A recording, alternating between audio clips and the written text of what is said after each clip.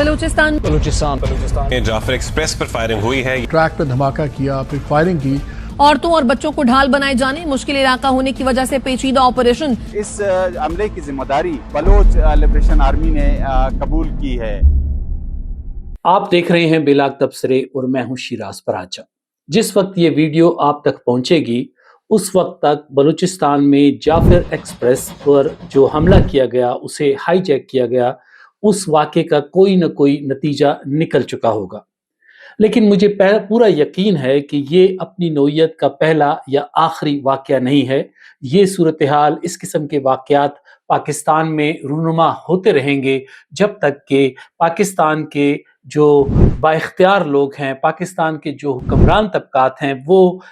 इस मामले को गहराई में जाकर और इसको हल करने की संजीदा कोशिशें नहीं करेंगे। और उसके साथ साथ जो BLA है उसको भी ये तस्लीम करना होगा कि इस तरह की कार्रवाइयों से वो अटेंशन तो हासिल करते हैं, मीडिया अटेंशन हासिल करते हैं, आलमी सतह पर उनका नाम आता है, वो पाकिस्तान के ऊपर कुछ दबाव डालने में भी कामयाब होते हैं। लेकिन BLA हो या दूसरे कौम परस्त कुव्वतें हों, वो गैर मुल्की ताकतों के हाथों में खिलौना है, वो उनका टूल है। BLA मेरे नज़दीक अपने लिए आज़ादी हासिल नहीं कर सकती। ऐसी सूरत में आज़ादी, एक ऐसा आज़ाद बलूचिस्तान वजूद में नहीं आ सकता जिसके ताल्लुकात पाकिस्तान से ख़राब होंगे। बलूचिस्तान को अगर दाखिली खुद मुख्तारी मिलनी है, अगर बलूचिस्तान को कोई वहाँ के लोगों को उनके हुकूक मिलने हैं, उनके जायज़ मुतालबात तस्लीम किए जाने हैं, तो वो नेगोशिएशन के ज़रिए होगा, बातचीत के ज़रिए होगा। यकीनन BLA पाकिस्तान पर इस तरह की कार्रवाइयां करके दबाव डाल रही है, लेकिन इस दबाव का कोई नतीजा इस लिहाज से नहीं निकलेगा कि पाकिस्तान की फौज, पाकिस्तान की जो रूलिंग एलीट है, वो इस मामले को बंदूक के बल पर तस्लीम नहीं करेगी, हल नहीं होने देगी। मुझे इस बात का भी यकीन है कि ये 500 की बजाय अगर 5000 लोग भी इस ट्रेन में होते या इस 5000 लोग भी कहीं गिरे हुए होते, तो पाकिस्तान की फौज ने ऑपरेशन करना था, पाकिस्तान की फौज ने झुकना नहीं था BLA के सामने। वो पाकिस्तान में तो ये बात बड़ी आम है, पाकिस्तान में लोगों की जान चली जाती है, वो दहशतगर्दी की वाक़यात में मारे जाते हैं, वो बम धमाकों में मारे जाते हैं। ये बड़ा आसान तरीका है कि कह दिया जाए कि जी वो शहीद हो गए हैं। लिहाजा मैं आज के इस प्रोग्राम में, आज की इस गुफ्तगू में 4-5 नुकात जो हैं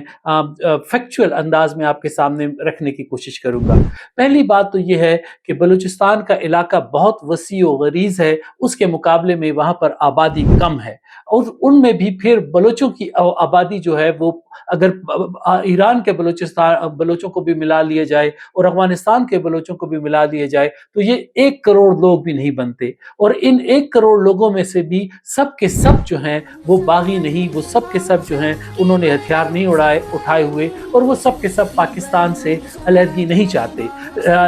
इनमें से कुछ बलोच ऐसे हैं जो कि आज़ाद वतन और आज़ाद बलूचिस्तान का नारा लगा रहे हैं, लेकिन कम तादाद में होने का ये मतलब नहीं है कि उनके मुतालिबात को या उनकी तहरीक को या उनकी जद्दोजहद को सीरियस ना लिया जाए। हम देखते हैं कि एक खुदकश बमबार आता है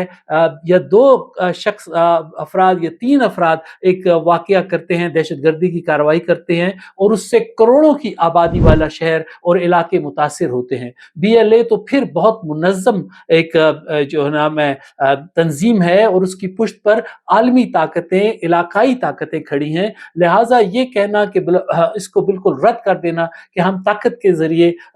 BLA को या इस जैसी तंजीमों को ख़त्म कर देंगे, ये एक गलत अप्रोच है। ये इसको पाकिस्तान की जो रियासत है, पाकिस्तान की जो फौज है, पाकिस्तान की जो सिक्योरिटी इदारों की ये बड़ी गलत फहमी है कि वो इस ऐसी तंजीमों को ताकत के ज़रिए ख़त्म कर देंगी। इसी तरह जो ये तंजीमें हैं जो पाकिस्तान के ख़िलाफ़ हथियार उठाए हुए हैं, इन्हें भी ये पता होगा, और अगर इनमें से बाज़ नौजवानों को जो इनमें शामिल हैं उन्हें पता ना हो तो उन्हें ये जान लेना चाहिए कि बंदूक के ज़ोर पर, ताकत के ज़ोर पर, जंग के ज़ोर पर वो पाकिस्तान को शिकस्त नहीं दे सकते, पाकिस्तान से आज़ादी हासिल नहीं कर सकते। इस वक्त BLA इसलिए प्रोमिनेंट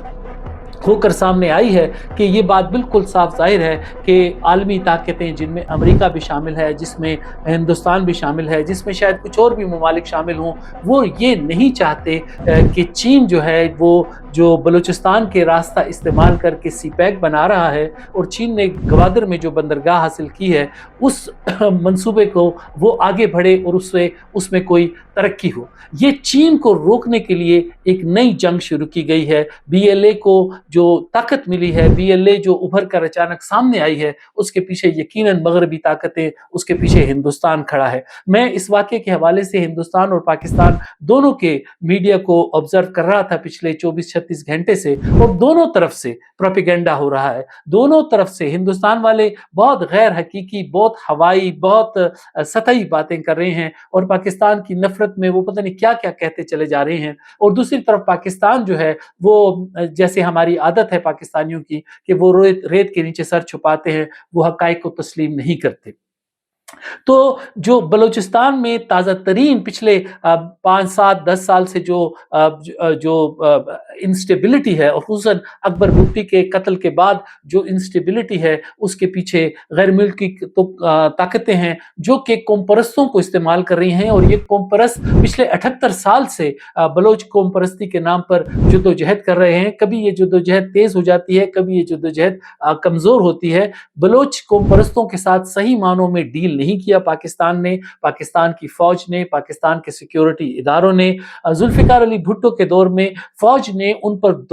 जोर डाला, उन पर दबाव डाला और बलूचिस्तान में उन्होंने फौजी ऑपरेशन किए। 70 की दहाई से लेकर बलूचिस्तान में फौज जो है वो बलूचियों के खिलाफ कार्रवाइयाँ करती चली आ रही है। ज़ियाउल हक के दौर में भी ऐसा हुआ और ज़ियाउल हक के दौर के बाद मुशर्रफ के दौर में भी ऐसा हुआ। और पिछले 25-30 साल से बलूचिस्तान जो है वो सिविलियंस के लिए, आम लोगों के लिए नो गो एरिया है, वो पाकिस्तान की फ़ौज के कंट्रोल में है। और पाकिस्तान की फ़ौज ने बलूच लोगों के जज्बात को नहीं समझा, उनके एहसासात को नहीं समझा, उनके मसाइल को नहीं समझा, उनकी दर्द को नहीं समझा, और उन्होंने इस मामले को सिर्फ ताकत के ज़रिए हल करने की कोशिश की है, जोर जबरदस्ती करने की कोशिश की है। बलोचों को अगवा किया गया, बलोचों को टार्चर किया गया, बलोचों को गायब किया गया और बलूचिस्तान के लोगों की इंसल्ट की गई, उनकी तौहीन की गई। और ये पिछले ज़ियाउल हक के दौर में, मुशर्रफ के दौर में हमने देखा, और आज तक भी शायद ऐसा हो रहा है, आसम मुनीर शायद इसको तब्दील कर लें, कि बलूचिस्तान में जो अपॉइंटमेंट होती है कोर कमांडर की, या बलूचिस्तान में जो फौजी जाते हैं, वो उनके लिए एक बड़ा इनाम समझा जाता है, क्योंकि वहाँ से बहुत पैसा है। ईरान के साथ जो तेल की स्मगलिंग होती है, ईरान से जो दूसरी चीजें आती हैं, वहाँ पर बेशुमार मादनियात हैं, तो और वहाँ पर गैर कानूनी कामों में जो है हमारे फौजी जर्नल जो है वो मुलव्विस होते रहे हैं। और इस वजह से उन्होंने लोगों के साथ जुड़ने की कोशिश नहीं की, उन्होंने लोगों को समझने की कोशिश नहीं की, उन्होंने लोगों को तशद्दुद के जरिए, ताकत के जरिए दबाने की कोशिश की। इस मौका से फायदा उठाया अफगानिस्तान में, उस वक्त जब अफगानिस्तान में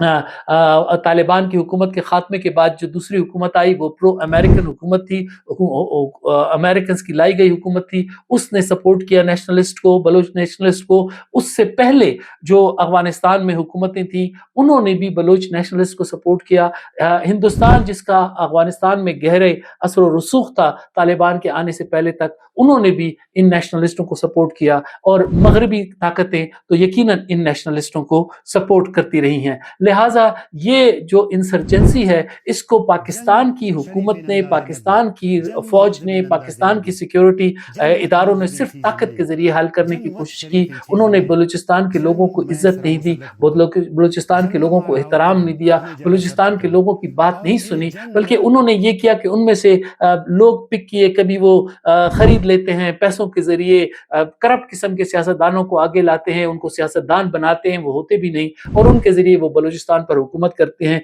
जिसकी वजह से रिजेंटमेंट आती है। ताज़ा तरीन मामला ये है कि पाकिस्तान के लिए सी पैक का जो मंसूबा है ये बहुत फ़ायदा मंद है। पाकिस्तान के लिए सी पैक के ज़रिए कनेक्टिविटी हो रही है पूरे खित्ते के साथ, तिजारत हो रही है। पाकिस्तान की दूसरी बड़ी बंदरगाह जो है, बल्कि तीसरी बड़ी बंदरगाह जो है वो बन चुकी है, बैनुल-अक़वामी बंदरगाह जो है वो बन चुकी है। इसके ज़रिए पाकिस्तान में बहुत तरक्की हो सकती है, पाकिस्तान में माशी इस्तेहकाम आ सकता है, इंडस्ट्रियल रिवोल्यूशन बर्पा हो सकता है। लेकिन जब तक कि بلوچوں کو اس میں حصہ نہیں دیا جائے گا، جب تک کہ بلوچوں کو ترجیح نہیں دی جائے گی، جب تک کہ بلوچ نوجوانوں کو ٹرین نہیں کیا جائے گا، جب تک کہ ان کو نئی جو یہ انڈسٹریز بن رہی ہیں، جو یہ کمیونیکیشن لائنز بن رہی ہیں، جو نیا شہر آباد ہو رہا ہے گوادر کا، جو یہاں پر انڈسٹری لگے گی، اس کو لیبر فورس کی ضرورت ہوگی، اس کو اسکلڈ لیبر کی ضرورت ہوگی، اس کو اسکلڈ ہنرمندوں کی ضرورت ہوگی، اور یہ ان ہنرمندوں میں سے زیادہ تر کا تعلق جو ہے وہ بلوچستان سے ہونا چاہیے۔ اس میں بلوچستان کے لوگوں کو اہمیت دی جانی چاہیے، ان کے ساتھ بات چیت کرنی چاہیے، ان سے ان کے مسائل سن کر ان کو شیئر دیا جانا چاہیے۔ بلوچوں کو بھی یہ معلوم ہونا چاہیے کہ وہ بندوق کے زور پر، وہ طاقت کے زور پر جو ہے ایک علیحدہ ریاست کے جو وہ بات کر رہے ہیں وہ حاصل نہیں ہو سکتی، اس لیے کہ بلوچستان کے ان کی آبادی بہت کم ہے، وہاں پر کوئی ریاست بننے کے لیے جو ضروری چیزیں ہیں وہ وہاں پر موجود نہیں ہیں، اور آپ اپنی ایک افغانستان بھی آپ سے ہوسٹائل ہوگا، ایران بھی آپ سے ہوسٹائل ہوگا، پاکستان بھی آپ سے ہوسٹائل ہوگا، آپ کیسے ایک ریاست قائم کریں گے؟ اس ریاست کو وائبل ہونے کے لیے بہت کچھ چاہیے۔ اس سے بہتر یہ ہے کہ آپ اپنے سارے پڑوسیوں کے ساتھ بات کریں اور پاکستان کے ساتھ ایک ایسے نئے سوشل کانٹریکٹ پر بات کریں جس میں کہ بلوچوں کو برابری کی بنیاد پر، بلوچوں کو عزت اور احترام دے کر، بلوچوں کو ان کی سرزمین پہ جو ان کے وسائل ہیں، ان کی سرزمین پہ جو ڈیولپمنٹ ہو رہی ہے اس میں ان کا حصہ دیا جائے۔ پاکستان کی فوج کو بھی یہ بات سمجھنی ہوگی کہ یہ جو سطحی اقدامات ہیں، یہ جو آپ طاقت کے ذریعے اقدامات کرتے ہیں یا پپٹ سیاستدانوں کو لے کر آتے ہیں اور ان کو استعمال کرتے ہیں، یا میڈیا کے ذریعے آپ پروپیگنڈا کرتے ہیں، یا آپ بلوچستان کے لوگوں کو ان کی جو جائز حقوق ہیں وہ دینے کو تیار نہیں، تو آپ اس مسئلے پر قابو نہیں پا سکتے۔ تو میرا کہنے کا مطلب یہ ہے کہ بلوچستان والے بندوق کے زور پر آزاد ریاست حاصل نہیں کر سکتے، اور پاکستان کی ریاست بندوق کے زور پر، طاقت کے زور پر بلوچستان کے لوگوں کو نہیں دبا سکتی، اس تحریک کو ختم نہیں کیا جا سکتا۔ یہ نوجوان مایوس ہوتے رہیں گے، یہ غصے میں ہوتے رہیں گے، اور یہ آپ کے لیے بھی ایک درد سر بنے رہیں گے، یہ چائنا کے لیے بھی ایک درد سر بنے رہیں گے۔ اب امریکہ کی جو ڈونلڈ ٹرمپ آیا ہے، آپ نے سنا ہوگا کہ ڈونلڈ ٹرمپ کا یہ کہنا ہے کہ افغانستان میں جو باگرام کی ایئر بیس ہے کابل میں، وہ ان کا الزام ہے کہ وہ چین کے قبضے میں چلی گئی ہے، اس کو چین استعمال کر رہا ہے۔ امریکی یہ کہہ رہے ہیں کہ ہمارا جو $6 ارب کا اسلحہ ہم چھوڑ کر گئے تھے، وہ اسلحہ اب چینیوں کے ہاتھ میں لگ گیا ہے۔ امریکہ اب اس بات پر پریشان ہے، اس بات پر اس کو ناراضگی ہے کہ افغانستان میں چین جو ہے وہ بہت پرو ایکٹیو رول ادا کر رہا ہے، اور طالبان اور چین کے درمیان جو ہیں وہ بہت اچھے تعلقات قائم ہو چکے ہیں، اور چین نہ صرف افغانستان کی طالبان کی مدد کر رہا ہے بلکہ افغانستان میں جو منرل ریسورسز ہیں، جو انفراسٹرکچر کی ڈیولپمنٹ میں ہے، اس میں بھی کام کر رہا ہے۔ یہی وجہ ہے کہ ڈونلڈ ٹرمپ پاکستان کے ساتھ انہوں نے نرمی کا رویہ اپنایا ہے، یہی وجہ ہے کہ IMF نے پاکستان کے ساتھ نرم رویہ اپنایا ہے، یہی وجہ ہے کہ ڈونلڈ ٹرمپ نے پاکستان کی حکومت کا شکریہ ادا کیا ہے،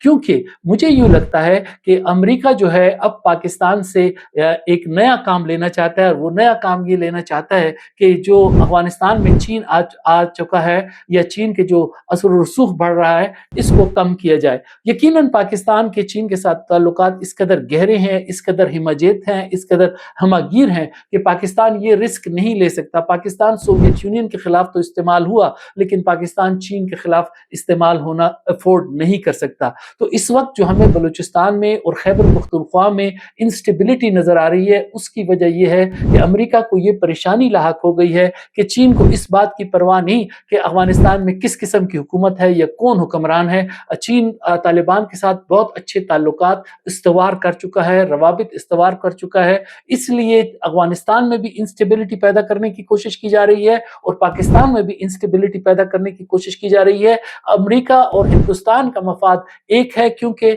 ہندوستان اور چین کے آپس میں جو ہے مقابلہ ہے، رائیولری ہے، اور امریکہ اور ہندوستان کے درمیان آپس میں ایک طرح کی اسٹریٹجک پارٹنرشپ ہے۔ ان دونوں کا جو ٹارگٹ ہے وہ یہ ہے کہ چین اور پاکستان کے درمیان جو اسٹریٹجک پارٹنرشپ ہے اس کو کمزور کیا جائے، چین کو پاکستان اور افغانستان میں قدم جمانے کا موقع نہ دیا جائے، چین کو افغانستان اور پاکستان میں جو اسٹیبلٹی لانے کی وہ کوشش کر رہا ہے ٹریڈ روٹس کے ذریعے، انڈسٹریلائزیشن کے ذریعے، کاروباری روابط کے ذریعے، اس کو جو ہے سبوتاش کیا جائے۔ ہم نے دیکھا کہ شام میں جو کچھ ہوا، اور شام میں اس وقت دمشق میں جو لوگ حکمران ہیں ان کا تعلق داعش سے ہے، ان کا تعلق القاعدہ سے ہے، ان کی سپورٹ جو ہے وہ مغربی ممالک اور امریکہ کر رہا ہے، یہی لوگ جو ہیں سپورٹ کر رہے ہیں افغانستان میں بھی اسی قسم کے لوگوں کو، یہ طالبان کے لیے بھی ان کو بھی پریشان کر رہے ہیں، جو طالبان کا وہ حصہ جو کہ حکومت میں ہے، جو چین کے ساتھ تعاون کر رہا ہے، اور ساتھ ہی میں یہ پاکستان کے لیے بھی پریشانی کا باعث بن رہے ہیں۔ اور پاکستان میں یہ واقعات اس وقت تک نہیں رک سکتے جب تک کہ ایک نیشنل سطح پر ڈائیلاگ نہ شروع کیا جائے بلوچ لوگوں کے ساتھ، بلوچ قوم پرستوں کے ساتھ، بلوچ ان ناراض لوگوں کے ساتھ جو کہ جا چکے ہیں۔ اس میں ایک ایجنڈا طے ہو سکتا ہے، اس میں یہ جو ان کے لوگ گمشدہ ہیں ان کی رہائی کی بات کی جا سکتی ہے، وہ لوگ جو کہ ہتھیار رکھنے کو تیار ہیں اور اس کے عوض انہیں ان کے حقوق دیے جا سکتے ہیں، ان کے ساتھ سیاسی معاملات ہو سکتے ہیں۔ تو میرا خیال ہے کہ اب بھی پاکستان میں سیاسی قوتیں جن میں آصف علی زرداری صاحب سر فہرست ہیں، نواز شریف صاحب سر فہرست ہیں، اور جناب عاصم منیر کو یہ راستہ کھولنا ہوگا۔ عاصف منیر کو اس مسئلے کو سمجھنا ہوگا کہ صرف آپ فوجی طاقت کے ذریعے بلوچستان کا مسئلہ حل نہیں کر سکتے۔ یہ کہہ دینا کہ ہندوستان اور افغانستان سے جو ہے مداخلت ہو رہی ہے، یقیناً وہ ہو رہی ہے، لیکن اس کو آپ کس طرح، جب آپ گوریلا وارفیئر میں آتے ہیں تو پھر آپ جتنی بھی بڑی طاقت ہوں آپ کے لیے گوریلا وارفیئر جیتنا مشکل ہو جاتا ہے۔ بلوچ اپنی سرزمین پر ہیں، اپنے علاقے میں ہیں، وہ آپ کے خلاف گوریلا وارفیئر لڑ رہے ہیں، پچھلے 20 سال سے لڑ رہے ہیں، اگلے 20-25 سال بھی وہ ایسا کرنا جاری رکھ سکتے ہیں۔ وہ جیتیں گے نہیں، وہ علیحدہ ریاست نہیں بنا سکتے، کیونکہ ریاست کے لیے جو انگریڈینٹ ہیں، ریاست کے لیے جو لوازمات ہیں وہ پورے نہیں ہیں۔ بلوچستان میں کیپیسٹی بلڈنگ کی ضرورت ہے، بلوچستان کے میں انفراسٹرکچر کی ڈیولپمنٹ کی ضرورت ہے، بلوچستان کے لوگوں کو تعلیم و تربیت اور ہنرمندی کی ضرورت ہے، ان کو روزگار کی ضرورت ہے۔ یہ مسائل اگر ان کے حل کر دیے جائیں، اور وہ پالیسی جیسے کہ بلوچستان میں گیس سب سے پہلے نکلی تھی سوئی کے مقام پر، لیکن سوئی کے لوگوں کو گیس نہیں دی گئی اور وہ لاہور اور کراچی میں پہنچ گئی۔ اس پالیسی پر نظر ثانی کی ضرورت ہے۔ بلوچوں پر شک کرنا، بلوچوں کو غدار سمجھنا، بلوچوں کو پاکستان کا دشمن سمجھنا، یہ ترک کرنا ہوگا۔ کچھ لے اور دے کی بنیاد پر دونوں کو بات کرنی ہوگی۔ اور آخری بات بھی لے کے لیے ہے کہ آپ اگر یہ سمجھتے ہیں کہ اس وقت آپ کو توجہ مل رہی ہے اور آپ یہ سمجھتے ہیں کہ اس وقت آپ کامیاب ہیں کیونکہ آپ کے پیچھے آپ کی پشت پر تھپتھپانے والے بہت لوگ ہیں، تو یہ نوجوان جو آج 20 سال اور 25 سال کی عمر میں ہتھیار اٹھائے ہوئے ہیں، یا اس سے بھی کم عمر لوگ جو پاکستان کے خلاف لڑ رہے ہیں، یہ بوڑھے ہو جائیں گے، ان کی زندگیاں گزر جائیں گی، ضائع ہو جائیں گی۔ لیکن جو کچھ آپ چاہتے ہیں کہ ہم ایک آزاد ریاست بنائیں، وہ اس طرح سے نہیں بنے گی۔ وہ اسی صورت میں آپ بلوچستان کو اس کے حقوق دلوا سکتے ہیں کہ آپ پاکستان کے ساتھ جو سن 1973 کا آئین ہے، جو سوشل کانٹریکٹ ہے، اس میں جو آپ چاہتے ہیں کہ آپ کو دیے جائیں حقوق، آلریڈی 18ویں ترمیم میں آپ کو دیے جا چکے ہیں۔ اس سے زیادہ پاکستان کو دل بڑا کرنا ہوگا، ہمیں بنگلہ دیش کے واقعے سے سبق حاصل کرنا ہوگا، اور ہمیں بلوچوں کی ناراضگی کو دور کرنا ہوگا، ان کو گلے لگانا ہوگا، ان کے ساتھ بیٹھنا ہوگا، اپنی غلطیوں کی معافی مانگنی ہوگی۔ ہم نے بلوچوں کے ساتھ جو ہماری فوج نے اور ہماری اسٹیبلشمنٹ نے کیا ہے اس پر معذرت کرنی ہوگی، اور اسی طرح جو بلوچ لوگوں کو بھی ان لوگوں کو مسترد کرنا ہوگا جو کہ بندوق کے ذریعے، جو طاقت کے ذریعے آپ کو پرچوئل مستقل جنگ میں مبتلا رکھنا چاہتے ہیں، جو آپ کے ملک میں امن اور استحکام نہیں آنے دینا چاہتے، جو آپ کے ہاں انفراسٹرکچر نہیں بلڈ ہونا دینا چاہتے، جو آپ کے ہاں ترقی کا راستہ نہیں کھولنا چاہتے۔ جب تک آپ بندوقیں اٹھائے پہاڑوں پر بیٹھے رہیں گے، آپ کے ہاں نہ امن آئے گا، نہ ترقی ہوگی، نہ استحکام ہوگا۔ آج کے لیے اتنا ہی۔